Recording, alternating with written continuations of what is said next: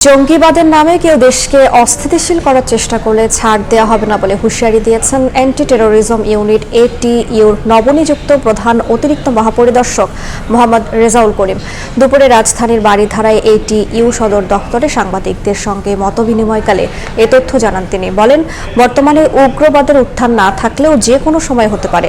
যারা জঙ্গিবাদের উত্থান ঘটিয়ে দেশের সম্প্রীতি নষ্ট করতে চায় তারা নিরীহ মানুষকে টার্গেট করে মোটিভেট করে বলেও জানান রেজাউল করিম।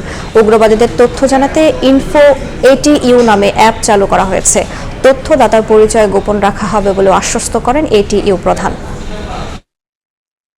বাংলাদেশ শান্তির দেশ এবং সম্প্রীতির দেশ, আগেই যেটা বলছি, এইখানে এই জঙ্গিবাদ উগ্রবাদের কোনো স্থান নাই এবং আমরা এখানে কোথাও এরকম আমরা সোফার আমরা যত স্টাডি করে দেখছি এরকম কোনো ঘটনা আমরা মনে করি না যে এখানে কোনো রকমের মানুষ কাজ করছে। তারপরেও আমরা সতর্ক আছি যাতে করে কোথাও কোনো রকমের এরকম ঘটনার উদ্ভব ঘটতে না পারে।